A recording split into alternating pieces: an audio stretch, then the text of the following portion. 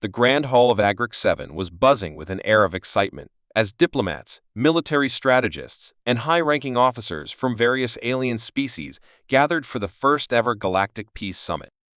On this neutral planet, leaders from across the galaxy would come together to discuss the future of warfare, establish new rules of engagement, and most importantly, ensure that peace would continue to reign for centuries to come. The room was filled with the quiet murmur of alien languages, the hum of technology, and the soft whir of holoprojectors that displayed holograms of planets, fleets, and weapons. Each species, from the peaceful and wise Illyrians to the fierce, battle-hardened Vorthoids, was represented by its most capable leaders. They had come with one goal in mind: to prevent a war that could end all wars. But then came the interruption. The doors at the back of the chamber slid open, and for a moment everyone paused. A figure stepped in, seemingly unaffected by the magnitude of the occasion. He was a human, and to most of the alien leaders, that alone was enough to stir unease. Humanity, the species from the infamous Deathworld, was not known for their diplomacy or restraint. Earth, the place they called home, was a planet where survival was a constant battle, with wild creatures, harsh climates, and deadly landscapes shaping its inhabitants into warriors like no other. In a galaxy full of advanced civilizations, humanity's simple, brutal nature was an anomaly. Yet, here he was, Captain Jason Knox, a decorated soldier, but more than that, a symbol of humanity's raw, unrefined power. The moment Knox entered, the atmosphere shifted. Alien leaders exchanged uneasy glances, trying to make sense of this situation. His presence was out of place among the polished elites of the galaxy. The human wasn't wearing any extravagant robes or battle armor like many of the other delegates. Instead, he wore a simple flight jacket, his face unshaven, his eyes sharp but calm. He looked like someone who had walked through fire and come out the other side unscathed, but not unscarred. His boots made soft thuds as he crossed the floor, each step echoing in the stillness.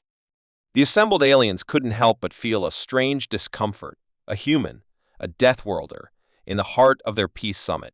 As Knox walked to his designated seat, he caught the eyes of several of the delegates, his gaze steady and unflinching. Most of them immediately looked away, uncomfortable with the directness of his stare. To them, it was like staring into the heart of a predator. They had been prepared to discuss the complexities of war, the calculations, the strategies, the precision, but they hadn't expected the wild card that was humanity. No one knew quite what to expect. The moment he sat down, the room seemed to exhale collectively, but an underlying tension remained. Some whispered among themselves in languages no one else could understand, and others were already questioning the decision to even invite humans to such an important event. How could a species like this possibly contribute to something as refined as galactic peace? Professor Threx, an Illyrian, one of the oldest and wisest tacticians in the galaxy, cleared his throat, signaling that the meeting was about to begin. With one last nervous glance at the human, he activated the holographic projection that displayed the delicate balance of galactic warfare. It was a carefully crafted system, built on advanced technology, diplomatic strategies, and calculated military power. The aliens spoke of war as though it were a fine art, something to be perfected and executed with the utmost precision.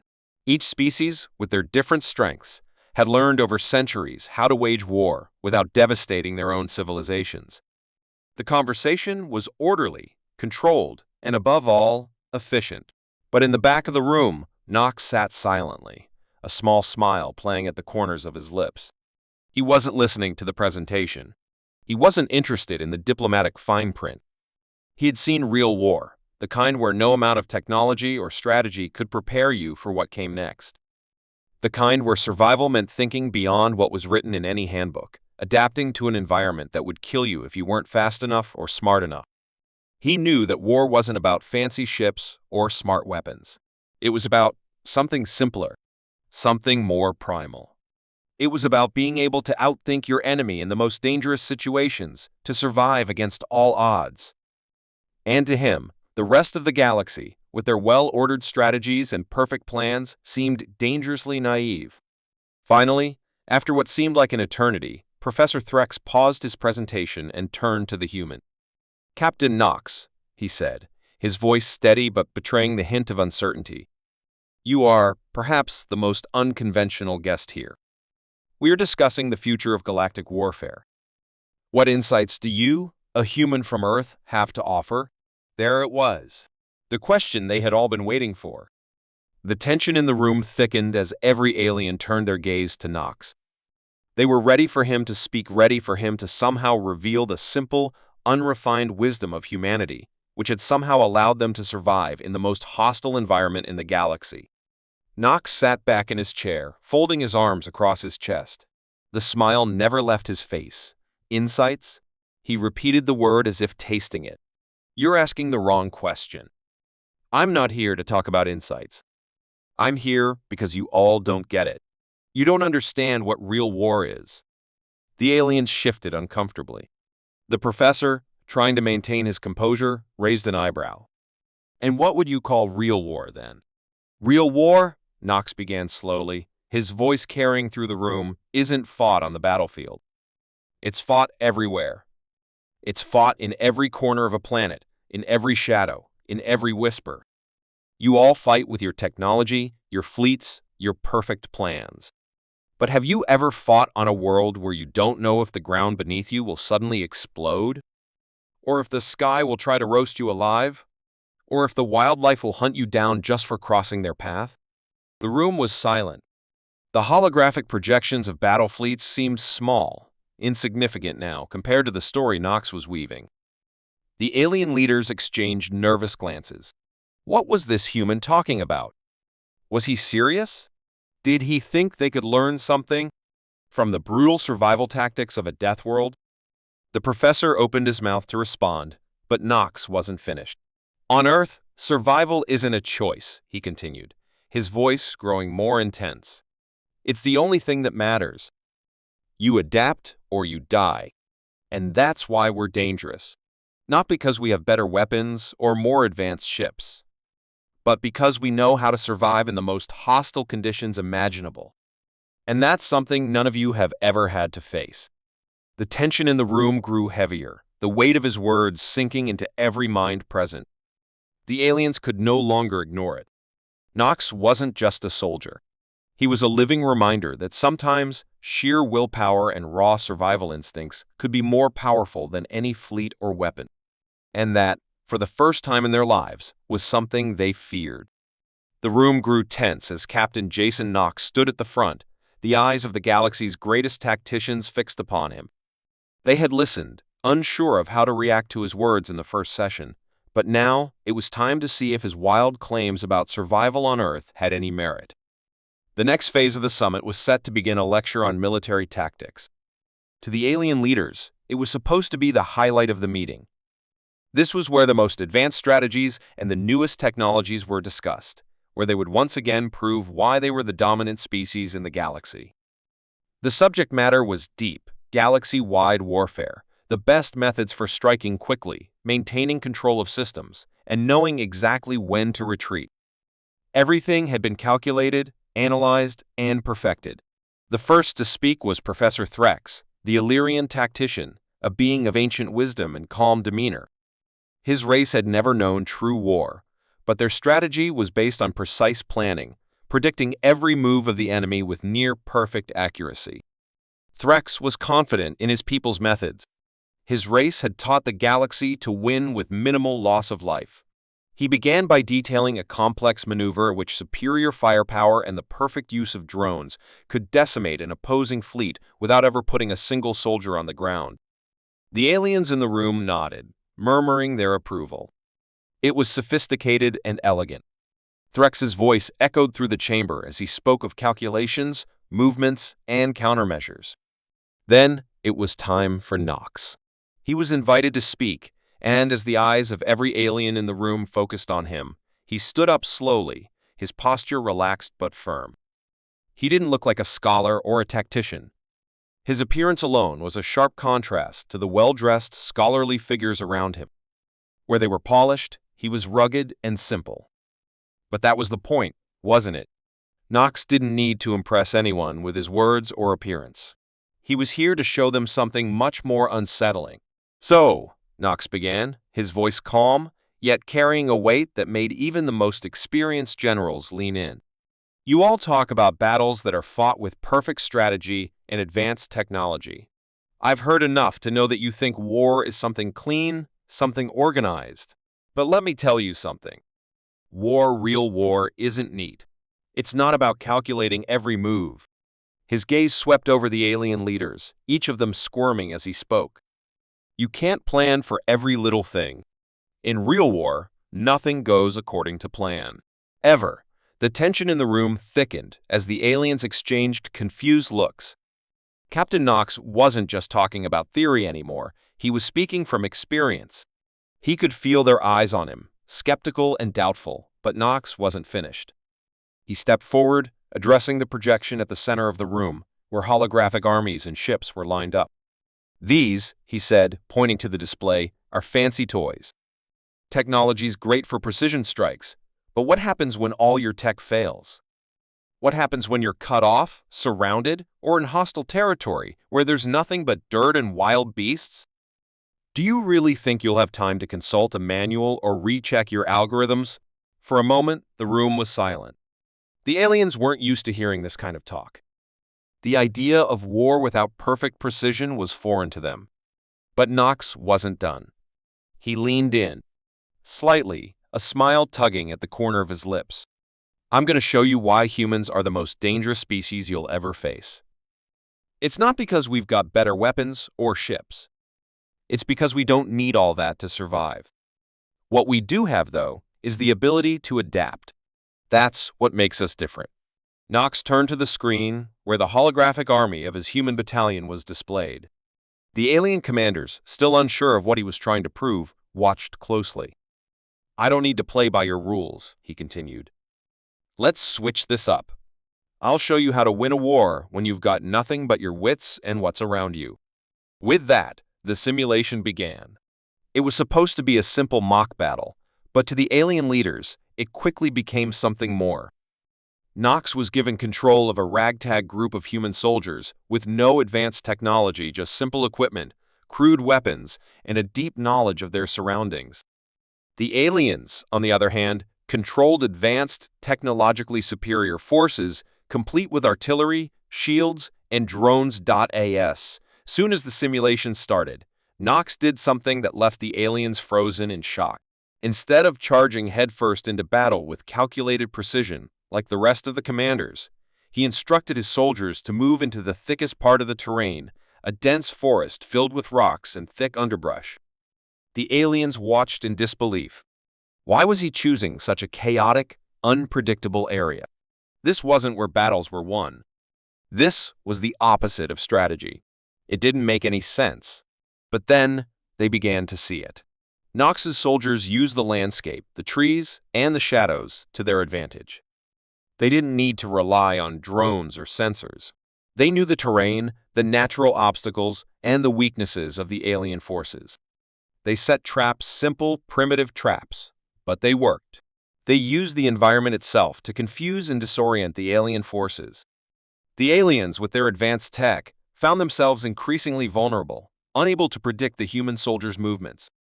Their ships were lured into narrow valleys, where they couldn't maneuver, and their drones became sitting ducks in the thick fog of war. It was a disaster for the alien commanders.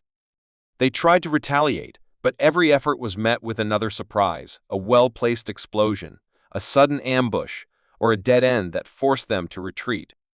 Knox's soldiers, without advanced technology, were outsmarting them. It was as though the humans had a secret weapon the aliens didn't understand their ability to think on their feet, to adapt in the most dangerous situations. By the time the simulation ended, it was clear. Knox and his human soldiers had outmaneuvered the aliens, not because they had better technology, but because they knew how to survive in a world that didn't play by anyone's rules. The silence in the room was deafening. The alien leaders couldn't hide their shock and disbelief. What they had just witnessed was nothing short of a revolution in the way they thought about war. Knox had shown them that sometimes the best strategy wasn't the most advanced or the most calculated. It was the ability to survive when everything else went wrong. The aliens sat back in their chairs, realizing that they had underestimated humanity in the worst possible way. They had never even considered that someone could fight like this, using only their instincts, their surroundings, and their raw determination. But now, they knew they had just seen the future of warfare, and it was a future filled with danger. The tension in the room was palpable as the Galactic leaders and military tacticians prepared for the grand simulation. They had seen Captain Jason Knox's unconventional methods in the first tactical lesson, and many were still reeling from the unexpected outcome. Knox's approach to warfare had shaken their confidence, leaving them uneasy about how their highly advanced strategies would fare against the raw survival instincts of a Deathworlder. But the simulation now was their chance to show the human that precision, technology, and superior planning would always win the day. In the center of the vast chamber, a large holographic display flickered to life, casting a dim glow on the faces of the assembled leaders. It showed a map of a distant star system, rich with resources but surrounded by dangerous asteroid fields and hostile ships. The simulation was simple, two sides, one commanded by Knox and his human forces, the other by the best tacticians of the galaxy. It would be a head-to-head battle for control of the system, with the fate of entire fleets at stake. Knox's side was given a small but highly skilled human battalion, equipped with basic technology, while the alien side had a vast, advanced fleet of warships, drones, and weaponry. The galaxy's finest minds were ready to put their theories into practice. As the countdown to the simulation began, Knox sat back in his seat, arms crossed, with a look of quiet confidence. The alien commanders were already moving their fleets into position, deploying their ships in perfect formation. The aliens believed that their technology, with its unparalleled firepower and fleet coordination, would crush Knox's ragtag team. After all, they had carefully analyzed the terrain and designed their tactics to exploit every weakness they could find in the human forces. But Knox didn't seem worried at all. "Let's make this interesting," he muttered under his breath, just loud enough for those around him to hear. His eyes scanned the holographic display, assessing the situation with a calm focus that seemed almost unnerving. The countdown reached 0. The simulation erupted into chaos almost immediately. The alien commanders began their assault with full force, launching waves of ships toward Knox's forces. Drones swarmed in the air, and powerful warships lined up for a long-range bombardment. The holographic explosions erupted across the map, leaving trails of fire in their wake. The aliens had expected a swift victory, their fleets already closing in on Knox's human battalion, poised to wipe them out in mere moments. But what they didn't account for was Knox's ability to think beyond what they had prepared for. Instead of retreating or trying to hold his position with his small forces, Knox issued one simple command: engage the asteroids. At first, the alien commanders thought it was a joke. The asteroid fields were dangerous, full of floating rocks that could destroy ships in an instant. But to the aliens' horror, Knox's soldiers immediately maneuvered their ships into the thickest part of the asteroid field, using it as a shield. They dodged the incoming fire, weaving through the rocky terrain with unnerving agility. Knox's forces were in a fight for survival, and they used everything they had at their disposal, not just weapons, but the very environment around them. The aliens tried to counter with more firepower, sending in drones and larger ships to flush the humans out. But Knox's soldiers were quick, too quick. They launched decoys, creating false signals that led the alien ships into blind spots. At the same time, they set up traps, using the debris from destroyed asteroids to create barriers and hide their movements. Knox's battalion was small, but they knew how to use every inch of the environment to their advantage. Every move seemed like a calculated risk, but to Knox, it was just another day of survival. He wasn't playing by the aliens' rules, he was making new ones. The aliens, despite their superior firepower and technology, were beginning to lose control of the situation. Their formations began to break down as Knox's forces scattered, forcing them into a disorganized mess. Knox knew that his forces couldn't match the aliens' strength in a direct confrontation, so he kept them moving, always keeping the enemy off balance. The human forces took advantage of every weakness, every misstep the aliens made, slowly wearing down their defenses. The alien commanders, who had prided themselves on their perfect battle plans, found themselves caught in a web of unpredictability they couldn't escape. The battle raged on for what felt like hours, with Nox's forces continuously outmaneuvering the alien fleets. The holographic display was now a chaotic mess of flashing lights, ships darting in and out of asteroid fields, and exploding drones. Alien commanders exchanged frantic orders, but it was clear they were losing grip. Nox had turned their advantage into a liability, forcing them to waste their energy chasing after ghosts in the asteroid field. Then, just as it seemed like the tide might turn in Nox's favor, the alien commanders attempted a final push.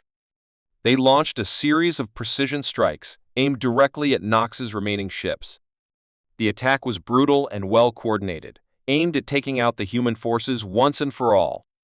For a moment, it looked as though Nox's tactics might finally fall apart. But as the alien ships closed in, Nox's forces pulled off one last surprise. They triggered a series of carefully placed mines hidden within the debris of destroyed asteroids. The alien ships, caught off guard, were forced into a defensive retreat, their advanced shields failing under the unexpected blast. Nox's soldiers followed up with a final, devastating counterattack, hitting the remaining alien fleet with everything they had left. The simulation ended abruptly, the screen flickering to black as the humans emerged victorious. The silence that followed was deafening. No one in the room moved for several long moments. The alien commanders were in shock, their faces a mixture of disbelief and frustration. How could this have happened? They had every technological advantage, every strategic advantage, and yet they had lost. Captain Nox and his human forces had not only survived, but they had outsmarted them at every turn. Nox stood up from his seat, his expression unchanged. He looked at the stunned faces around him and simply said, "This is what I mean. You all relied on what you knew. You played by your own rules.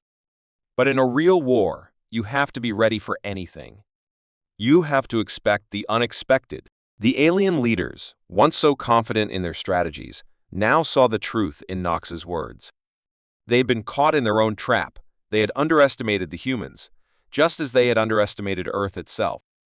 The Deathworlders were not just survivors.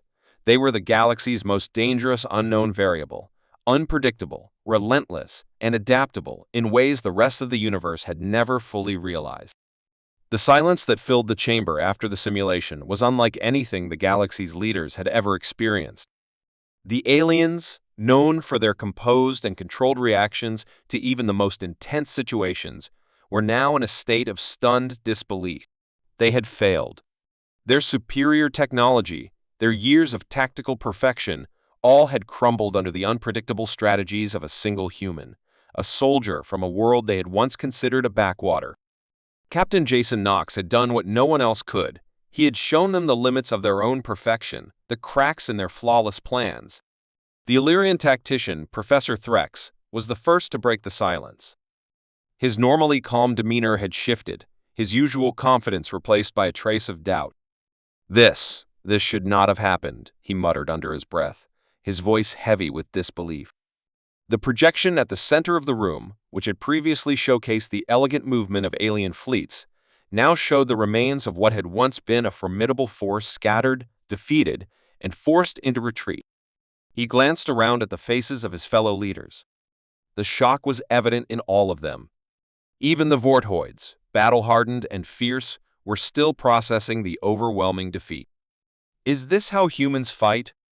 General T-Car, a Vortoid warlord, growled, his eyes narrowing as he looked at the screen. The Vortoids were a species built for combat, their bodies hard and resilient, their minds sharp and strategic. They were ruthless in battle, and yet even they had been outplayed by the human. Used nothing but tricks, distractions, and dirty tactics. No honor in your moves. No order. His voice was thick with disdain, but beneath the words, there was a hint of something else: fear. The Vortoid's entire understanding of warfare had been thrown into chaos by Nox's tactics. Nox stood at the front, arms folded, his expression unchanging.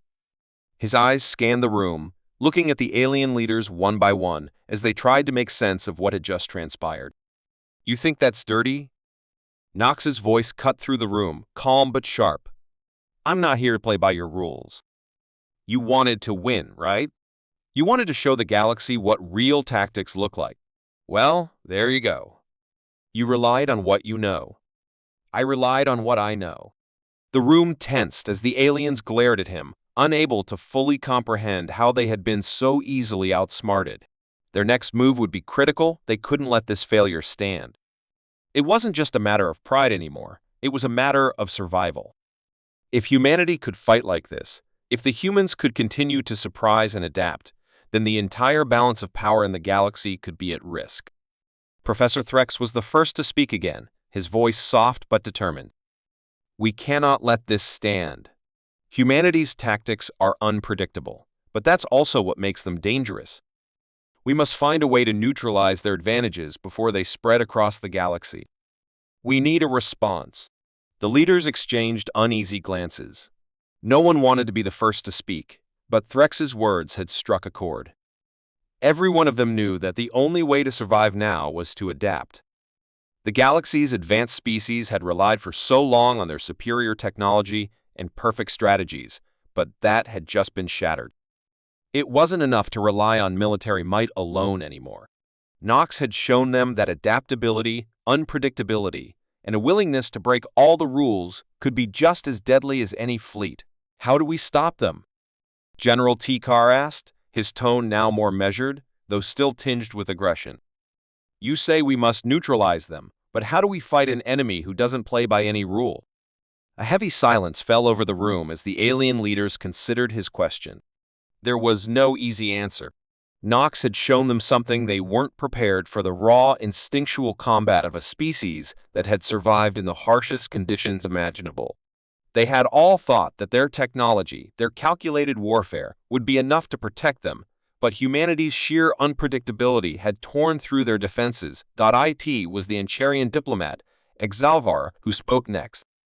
His species was known for their intellectual prowess, their ability to craft complex strategies and predict outcomes with startling accuracy. But even Exalvar couldn't hide the concern in his voice. What if we don't stop them now? What if humanity begins to spread, conquering worlds in this unorthodox manner? We can't afford to let them grow stronger. Our technology is superior, yes, but their willingness to fight without restraint gives them an edge we cannot ignore. Threx nodded slowly. We must adapt. We can't beat them using their own tactics, that's clear. But we can create something to counter them. Something unexpected. We must turn their strengths against them. The discussion shifted. The alien leaders knew they couldn't win by simply using the same tactics that had failed them. They needed something new. A response that would catch humanity off guard. Something so powerful and decisive that it would break the human spirit of adaptability. But what could they create that would even begin to counter the unpredictability of Earth's warriors? The answer was elusive, yet the pressure to find it hung heavy in the room. A new plan began to take shape. The aliens would need to combine their technological superiority with something they had overlooked before: humanity's own instincts. They would create a simulation, but not just any simulation.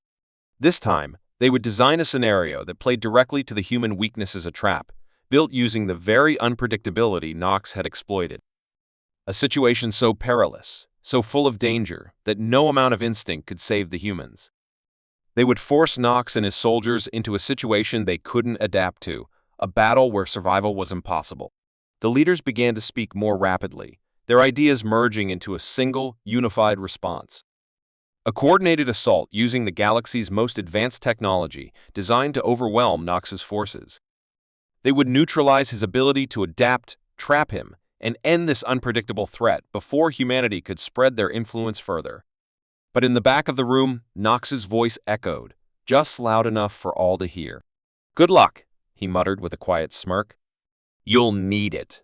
The galaxy was on the edge of something new. After the humiliating defeat in the grand simulation, the alien leaders knew things could never go back to how they once were. What had started as a summit to discuss military tactics and diplomacy had transformed into a defining moment in galactic history. Captain Jason Nox had done more than simply outsmart them. He had shifted their entire understanding of war. His unorthodox methods had shown them that in the vast and unpredictable universe, it was no longer enough to rely solely on superior technology and precise strategies. The very nature of warfare had changed, and the consequences of that change were far-reaching. The alien leaders had gathered in the war room, their faces a mixture of frustration and determination. The plan they had developed to counter Nox's unpredictable tactics had been set in motion. They would create the ultimate trap, a scenario where no amount of adaptation would save Nox and his forces. It was a gamble, and even they knew it. If they failed again, humanity would become a force unlike anything they had ever faced. If they succeeded, they would have dealt a blow to humanity's burgeoning military power. The scenario was set, a dead world in a distant system, abandoned for centuries. The surface, once a thriving hub of alien civilization, had long since fallen to ruin. The alien leaders believed that this environment, a lifeless planet filled with nothing but ancient wreckage and toxic radiation, would be the perfect place to trap Nox. There would be no natural resources to exploit, no terrain to hide in. Only the harsh, hostile landscape, where survival was impossible, would remain. The human forces, with no choice but to fight, would be forced into a battle of attrition, unable to rely on their typical adaptability. But the aliens, despite their advanced technologies, had underestimated one thing: the heart of humanity. Nox wasn't just a soldier. He was a symbol of the human spirit, a spirit that refused to be crushed no matter the odds. The battle on that desolate world would become not just a fight for survival, but a statement of who humanity was. As Nox and his soldiers arrived on the planet's surface, the holographic screens surrounding the alien leaders buzzed with activity. Their forces had already deployed drones, automated turrets, and cloaked surveillance devices were hidden in every corner of the planet.